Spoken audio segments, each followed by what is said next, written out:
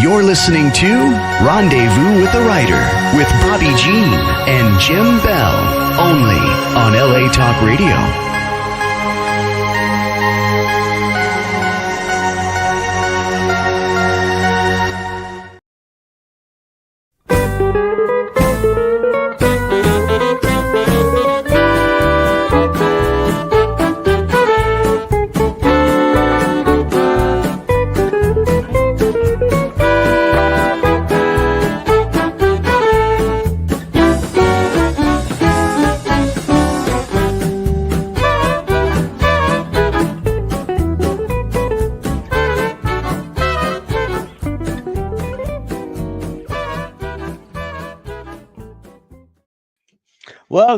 Welcome to Rendezvous with the Writer, where readers and writers meet, and story is everything. We're your hosts tonight, Jim and Bobbi Bell. You've just been listening to the Hot Texas Swing Band, or with our buddy Alex Dormont, and the name of that tune was Hot Texas. Yes. So what's going on? Who are our guests Who are our guests tonight? That's the question. That's always the question at the top of the hour.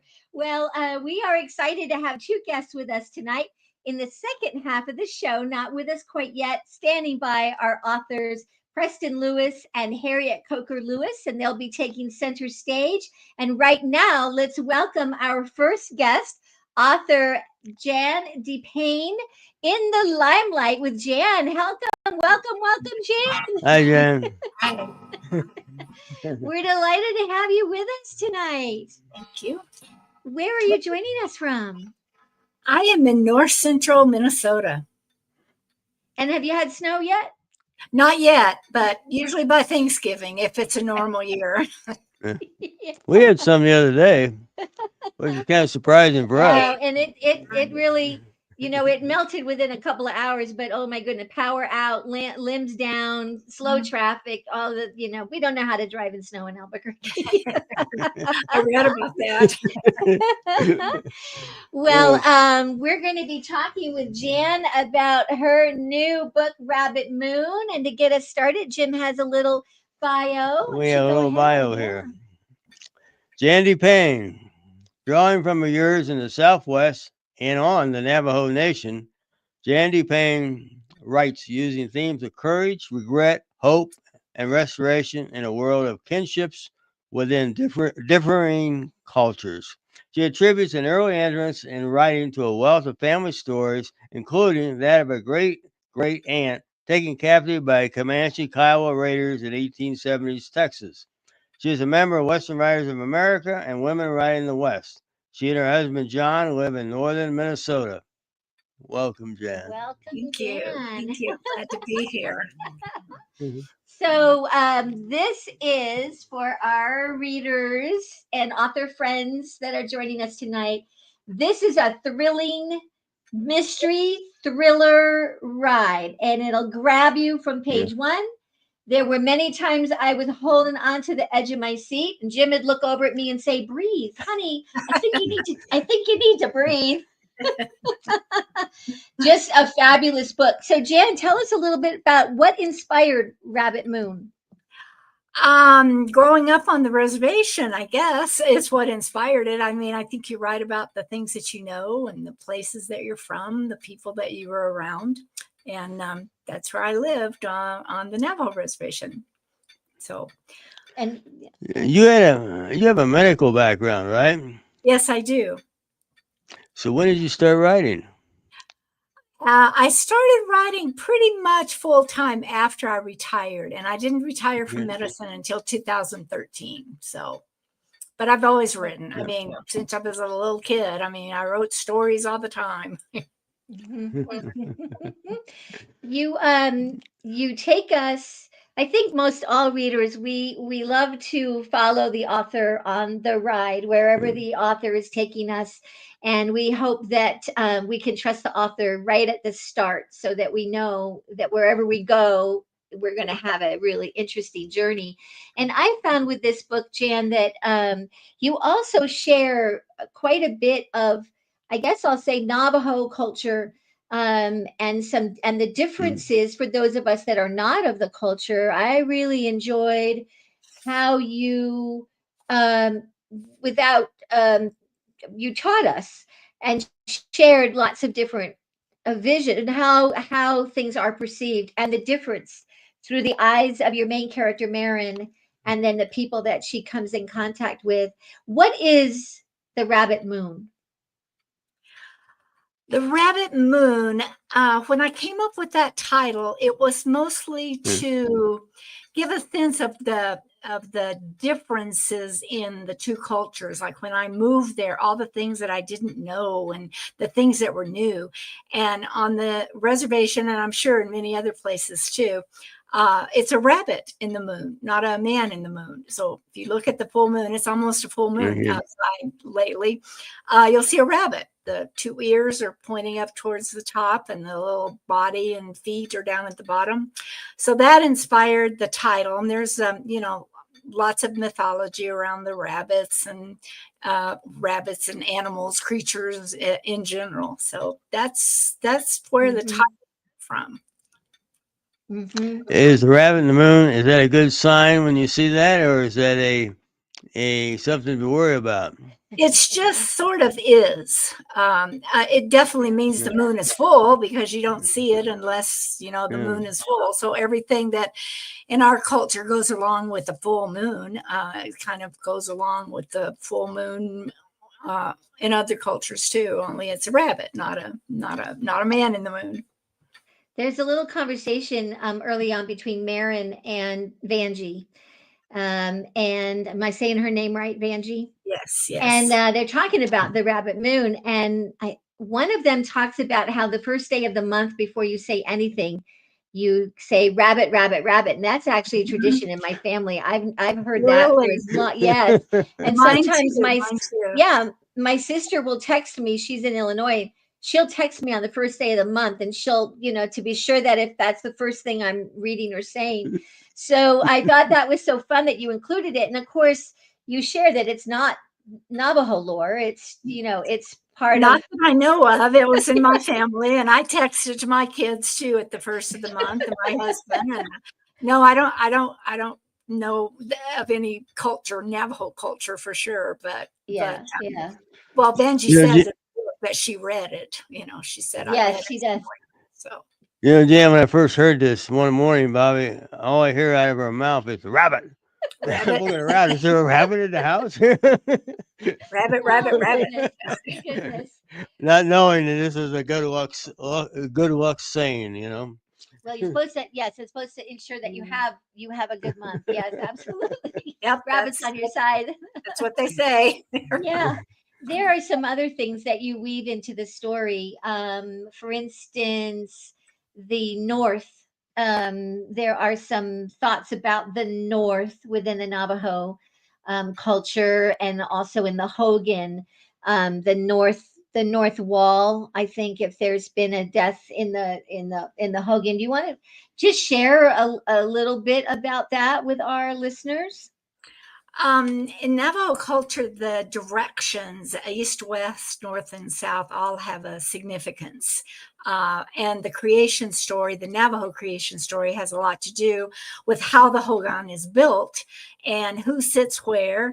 The front, the east door is the door. It always faces the east so that you see the morning sun when it comes up. The north is considered more or less the direction of evil. So that's the side that gets caved in. If somebody dies, you cave in the north wall. The other sides of the house, one side's the woman's side, another side is mostly the male side.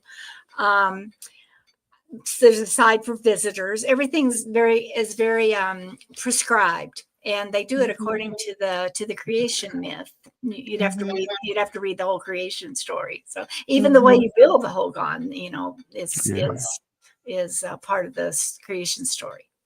I really enjoyed how you weave all of these elements in. It's just part of the story. It's not like, okay, I'm going to teach you all something now.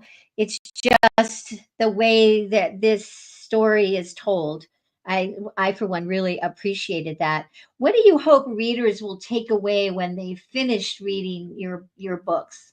Well, like you said, I hope they take away a little bit of the culture. I don't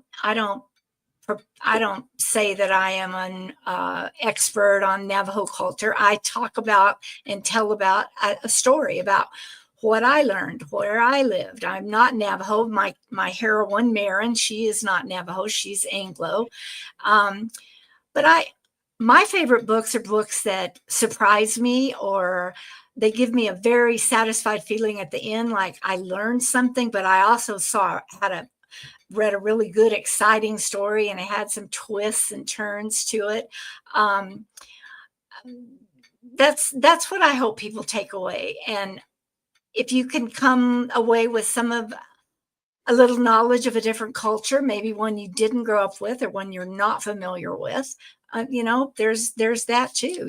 I like to learn things when I read books. I'm a curious person. Yeah. Could you give us a little bit of the storyline, story of the book, without necessarily giving away spoiler alerts? Well, Marin Sinclair has left the reservation. She left years ago to go to college, and she never went back. You end up working and your jobs and everything. She is an end-of-life doula, which means she cares for people at the end of their lives. And she's sort of a lost person.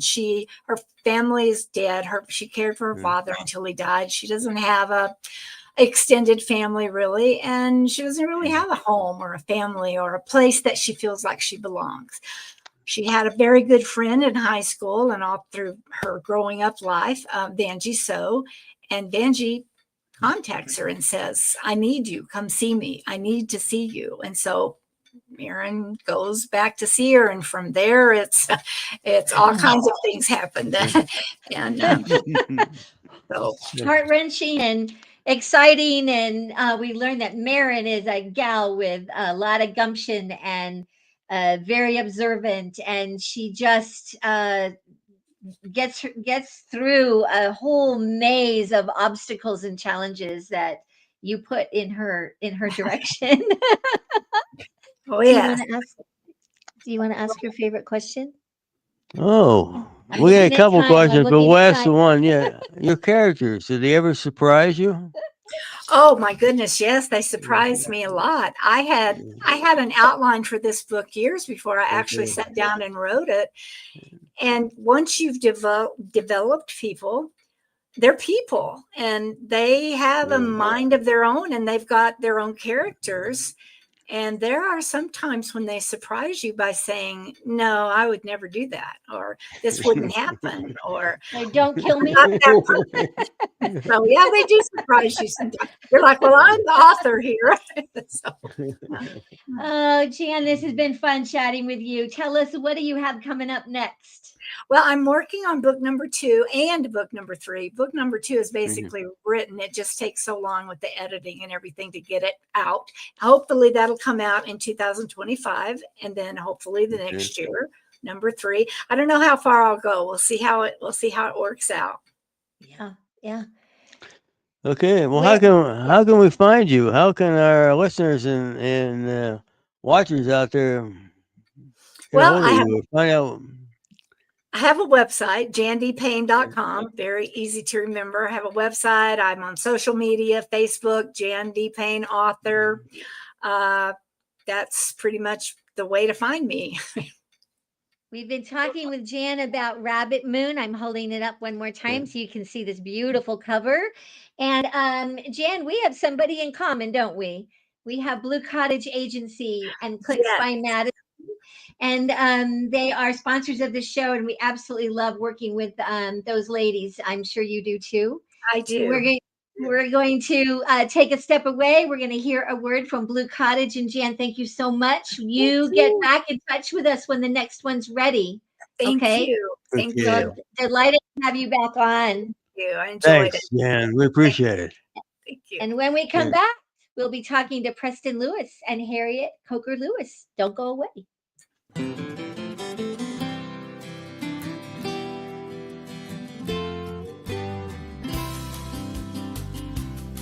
Rendezvous with a Writer is sponsored by Blue Cottage Agency and Clicks by Madison, your author publicity and book marketing team. Experienced, trusted, effective. Contact them today at bluecottageagency.com.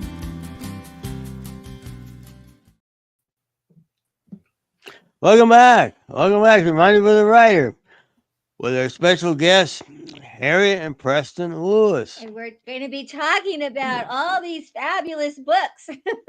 A handful of, they need to be on your Christmas gift list. Handful of books. Hello. Where are you joining us from? We're in San Angelo, deep in the heart of Texas. All right. Wonderful. Jim has a little bio for each of you. He's going to just share, and then we're going to get right at it. How far in Texas is San Angelo? Is that clear down to the border, or is that It's right in the middle. It's right in the middle. Right in the middle. Okay. I like You to draw say an it's X where- across Texas. Ah. Go ahead. I'm sorry. I Okay. like to say it's where West Texas and the Hill Country collide. Oh, the Hill Okay. Country, We'll get an okay. idea what that is. Okay. Yeah. Yeah. Okay. What a wonderful location. Okay. The first bio is going to be yours, Preston. Multi-award-winning author Preston Lewis began his writing career in the newspaper world. Now, with 58 published books to his credit, he was inducted into the Texas Institute of Letters in 2021. We are proud to welcome past president of Western Writers of America and a fellow of the Texas Historical Association, Preston Lewis. All right, Preston. You got a really impressive bio. 58 We just couldn't get it all books. in. How do you write 58 books? Oh my goodness. No sleep. Okay. Harriet Coker Lewis. With a science background, Harriet spent her career as a physical therapist. Being married to a writer rubbed off on her and led to her numerous editing and writing projects during her 15 years on the faculty of Angelo State University. With Preston, she has co-authored a number of books, including their most recent publication, Pint-Sized Pioneers, The Taming of the Frontier, One Chore at a Time. Welcome, folks.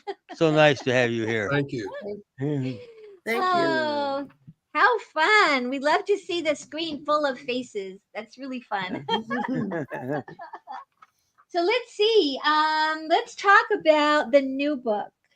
This was just released. Pint-Sized I'm Pioneers. going to hold it up Yeah, again. yeah. This was just released in September. And Correct. when we met you at the Western Writers Conference, very good. We got a duo going on. You knew that it was you pretty much had a release date. You knew what was happening. We're so excited to have you here so shortly after the release. So let's talk about this one first. Tell us a little bit about what inspired, how did this book come about? Well, I grew up in a family where work was valued. My father was a child of the Great Depression, and he was picking cotton before he ever set foot in a classroom in first grade. And so he instilled in my brother and me a work ethic, whether we wanted it or not. And that has served us very well. I mean, we've both been successful each in our own way, not necessarily because we were more talented than anybody else, but we worked hard based on what Dad did. And I guess the thing that concerned me in recent years, I've been seeing on TikTok and stuff, some of these younger kids complaining about having to go to work or being on time and having to do a job when there are more important things to do. And I just thought it would be interesting to compare what it was on the frontier in terms of what kids did and when they started work. And Harriet and I just found some of the most amazing things. I mean, one thing that attracted me to the project is we could research it together and then write on it. But man, we found things about kids that started working way earlier than you would imagine today, doing things that would probably get them the parents sent to Child Protective Services if the law found out about it. And I think there was one quote in there that I think summed it up better than anything else in the book, that a man was writing to his brother, and Harriet has that quote. Yes, Harriet. In 1863, Kansas farmer Joseph M. Reed bragged to his brother about his young son. Little Bass can run all over, fetch up cows out of the stock fields or oxen, carry in stove wood, and climb in the corn crib and feed the hogs and go on errands to his grandma's. Little Baz was only 2 years and 3 months old at the time. Well, that's starting early. I remember reading that. I think I underlined it too. When I, it's like the lead is buried there when you see the age. I'm sure that I don't think I was doing anything at that age. You know, I kind of want to give you a compliment here on the book. You know, we've read a number of books by authors that have described things that went on in the West and children working on the farms or whether they're working on the ranches and some of the hardships they went through. But yours was the first book that actually put it together and addressed that directly. So that's kind of neat. So it was fun. Yeah. We enjoy history, and we like some of the offbeat aspects of Old West history. So that's why we're in children and later into cats. Yeah, yeah. You know, I wanted to ask, Bob and I got to talking after we talked to you, and I know you work. You know, you started work early, and I assume both of you did. When did you get? How old were you when you got your first paying gig as a kid? When did he first says gig, start but paying sure. you for picking cotton, or did you ever get paid? Sure, yeah. I never had to pick cotton. We lived on a small place in the country, so we did gardening and stuff like that. But my first job was at a lumber yard in Midland, Texas, and I think I got like $1.25 an hour for that during the summer. Okay. Mm-hmm. Did you have an allowance? I started babysitting and started earning money at age 10 babysitting. Mm-hmm. Okay. Did you get allowances, or did you get paid? You know, if you polished the silver, you got something, or was there compensation for the chores that you did? Dad paid my brother and me 10 cents an hour. We were cheap labor. Yeah. Well, no bunnies, right? Yeah. And Harriet, what did you say? I had an allowance. You had an allowance. 10 cents a week. Yes. 10 cents a week. I remember wasn't that I had much. an allowance. Yeah. But I really don't remember how much. I do remember Saturdays was chore day. We all were, that was a day that everybody was doing chores at the house. And I remember one Saturday, I was probably 8 or 9, and my dad came into the bedroom. I was sitting on my bed reading, and he said, "Who do you think you are, the Queen of Sheba? We need you outside." And whenever you weren't doing what you should be, you were the Queen of Sheba. Well, what we did was nothing compared to what those pioneer kids did. Absolutely. Absolutely. What do you want to give a couple of other examples of what kids did from your research? Well, they did pretty much everything that the adults did, just on a little smaller scale, depending on their age and size. So they tended the animals, they milked cows, they sewed, they mended clothes, they planted, they harvested, they collected firewood, they toted water. And one chore that they particularly seemed to dislike was churning. In fact, there's a quote from one young Oklahoma boy who said, "What a job that churn. The man who invented it must have been an ogre who hated children." There was and the book also, because we're seeing it through what the children did, those pint-sized pioneers, but we're also getting a look at things that we maybe thought we knew about that we didn't necessarily, like fighting fire, and some of what happens when there's a fire. How did kids get involved in fighting a fire, say a prairie fire? Well, it depended on their age, and but if there was a prairie fire, and if they lived in woods, sometimes they'd have to fight fire as well. And so, they'd take blankets out and try to beat it out, at least to save the house and so forth. If they had adequate water, they would carry buckets of water and so forth. But basically, everybody had to get involved just to save the place. It was could be very dangerous. Mm-hmm. Mm-hmm. And one thing I think that historians always try to put things in perspective, and I think it's important to put the kids in perspective in that era. If you look at the census in 1850, the children 16 and under made up 47%, almost half of the nation's population.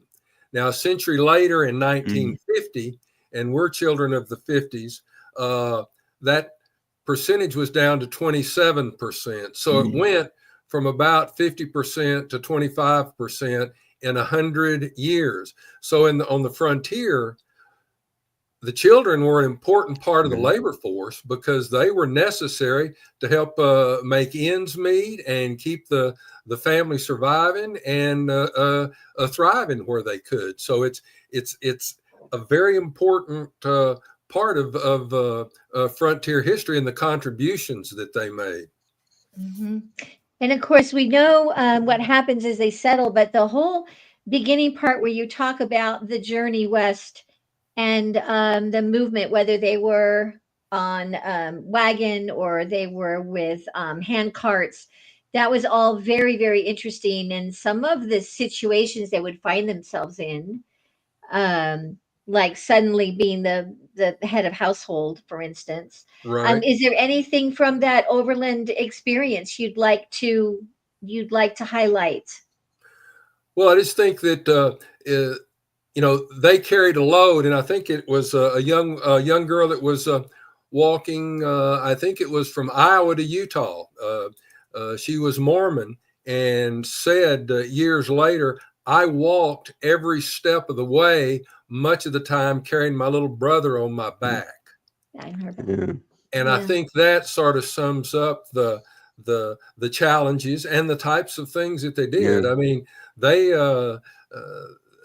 didn't get a lot of playtime, and because when they were walking, they'd be collecting firewood or buffalo patties, cow patties for fire, and then they have to get water at rivers and stuff. So it was a difficult life.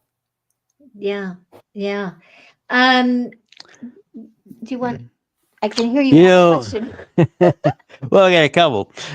First on, did you do a lot of special research here for these background stories, or have you collected them over the years?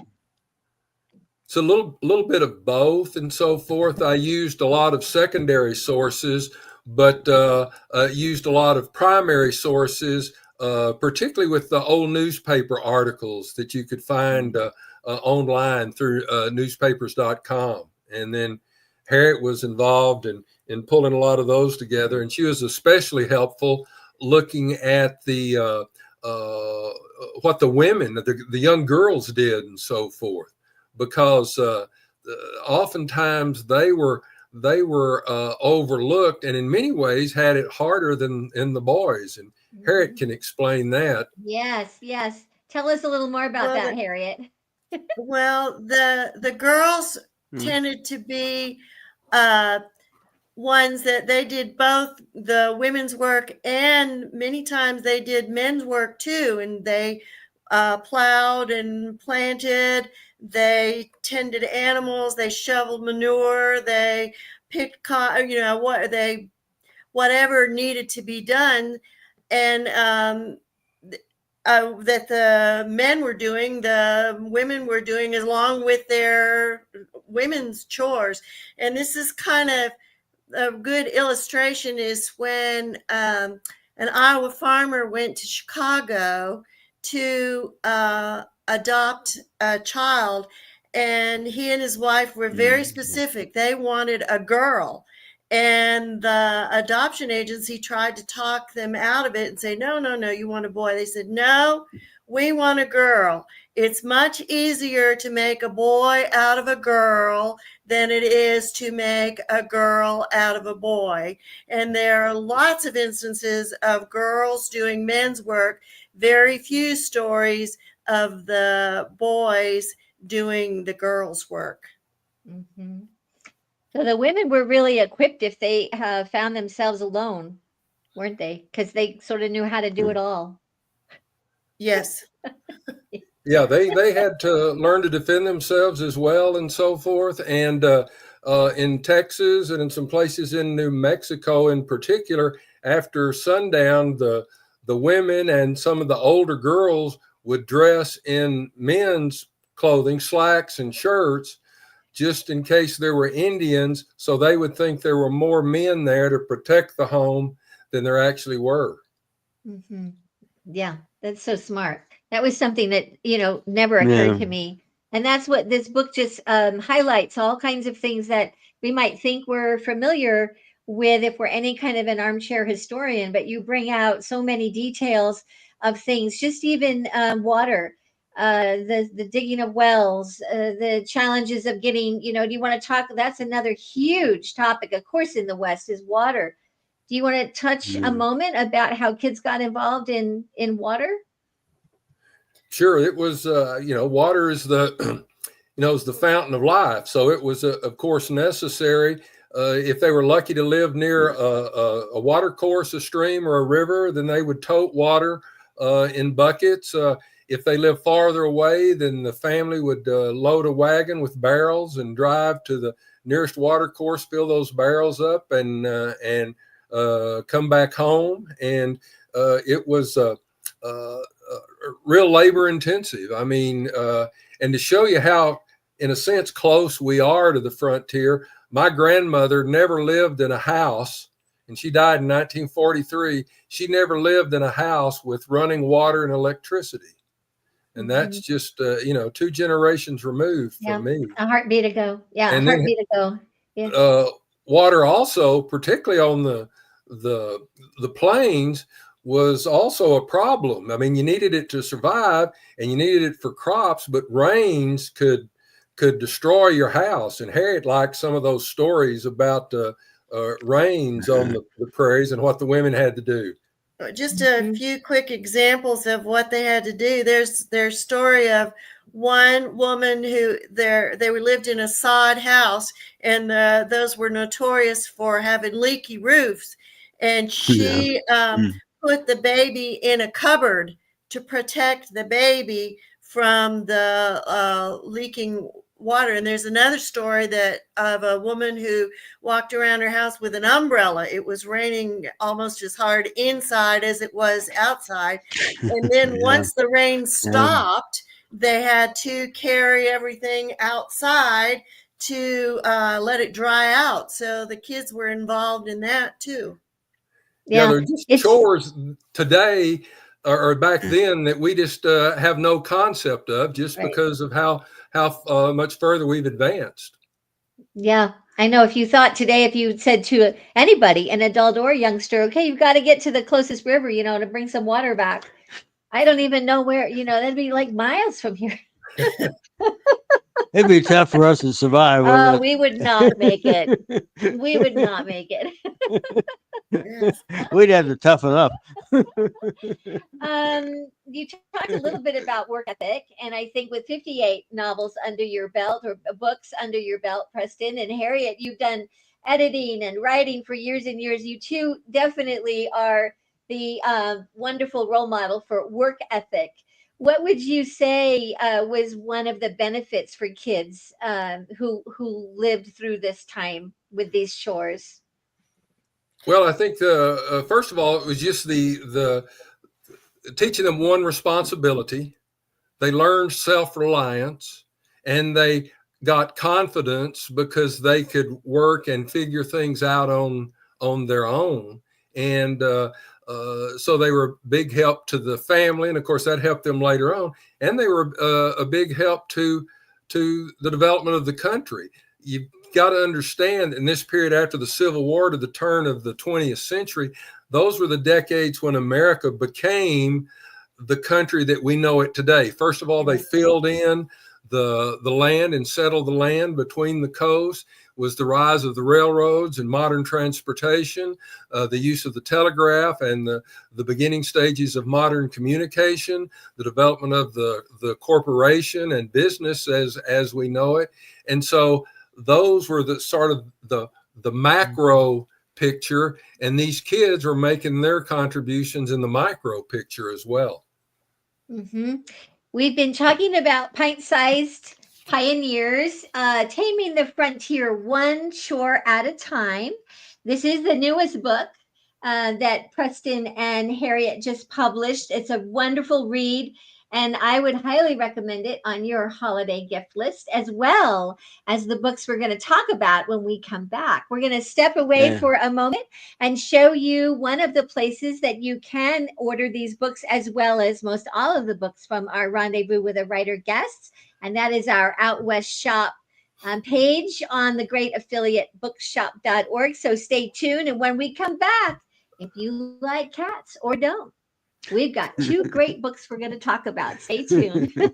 Story is everything. Find a great one on Out West Shop's bookshop. Go to outwestshop.com. Find books and CDs on the menu. Choose Shop Out West on bookshop.org. Browse through featured authors on Rendezvous with a Writer. Explore curated book lists and our featured picks. Add in note cards, calendars, and jigsaw puzzles. One-stop shopping for great gifts. Use the search box to find thousands more titles. Make the switch. Your purchase supports us as independent booksellers. That's our story. Welcome back. Welcome back to Rendezvous with a Writer. Our special guests, Preston Lewis and Harriet Lewis. And I'm holding up, for those of you that are listening to the audio, I'm holding up two books that Preston released, Cat Tales of the Old West, Poems, Puns, and Perspectives on Frontier Felines. This is the book number one. This is book number one. And then he released more Cat Tales, book number two. This is a set. You need to get these as a set. More Cat Tales of the Old West, Triumphs, Trials, and Trivia of Frontier Felines. Two really, really interesting reads. Preston, how did this series come about? By accident. It was at the Western Writers meeting in Cheyenne, Wyoming, and we took a field trip to Fort Laramie. And on the trip, the docent of the historical guide said that cats on the Oregon Trail were more valuable than horses, mules, or oxen, which struck me sort of interesting, but wasn't that big a deal until another friend of mine, who was the editor of a journal on Old West history, turned to me and said, "Preston, I want you to write a story about cats in the Old West." Well, we were on the bus. I started looking at Harriet and rolled my eyes, but you don't turn down a paying gig. So I said, okay, and came home and started looking in my library. And I've got a fairly extensive library on Western Americana. And I found maybe 6 references in the indices of those books about cats. And I'm like, this is going to be an awful short article. And then I thought, well, let me check out newspapers.com, which has historical newspapers. And I put in the parameters, states west of the Mississippi between 1850 and 1899, and entered the word cats. And I came up with something like 7.6 million hits, which I was shocked. And I thought, something's wrong here. I tend to be more of a dog person than a cat person. So I said, well, I'll check it out for dogs. So I did dogs, and it came back with 4.1 million hits. And I was just perplexed why cats were bigger newsmakers than dogs in the Old West. And I started looking, and I found out why.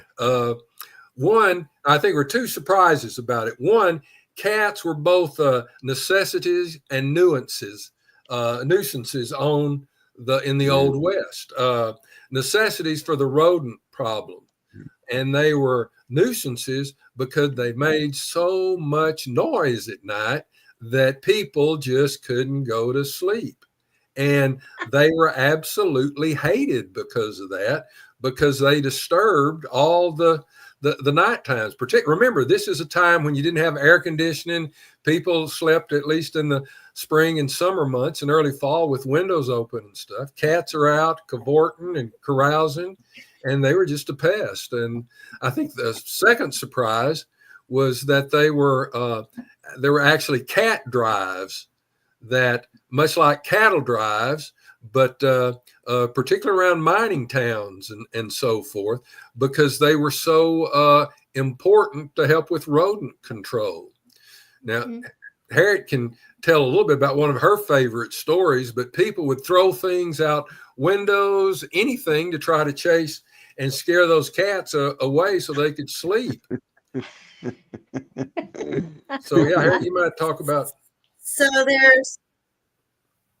there's stories of boys who decided maybe they could make a little money, and so they would be outside the window, open windows, and they would make noises like cats, and people would throw their projectiles. Favorite one was a boot jack, but hairbrushes, boot jacks, anything they could find near the bed would go out the window. The boys would collect this all the stuff and sell it the next day and make a little money. Astounding.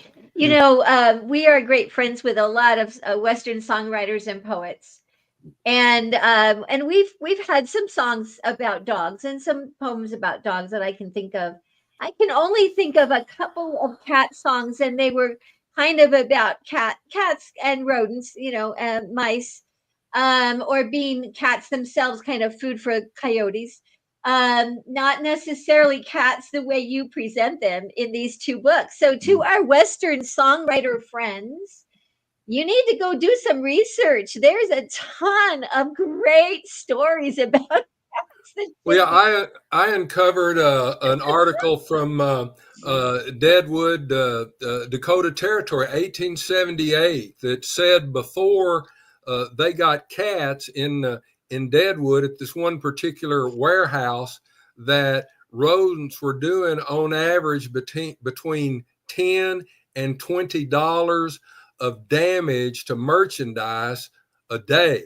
Now you say, well, $10, $20, that's not much, but with inflation today, that would equate to more than $300 to $600 plus dollars of damage. So they were a definite problem, and particularly in mining communities, because, well, first of all, mining communities primarily start out with men, so hygiene is not real good. It's a dirty work environment with lots of places for rodents to hide, and people are coming in from all over the world to try to get in on the boom, and sometimes they're bringing in new species of rats and mice and stuff, so they're just overwhelming.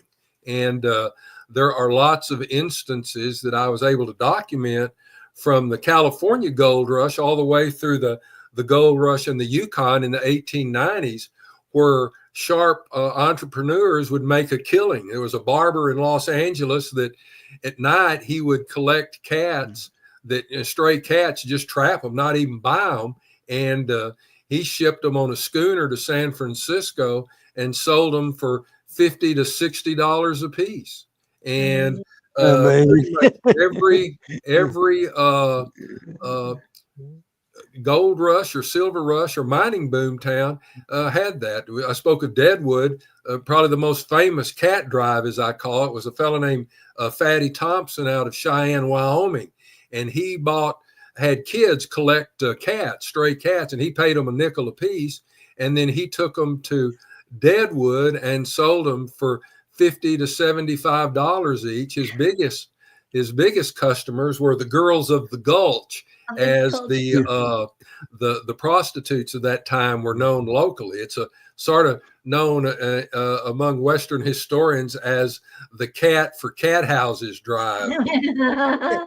Well, and you talk about them being in Yeah. post offices and at the mint, and government within a budget of a government Yeah. office to keep the same because of paper, all of the things that rodents like.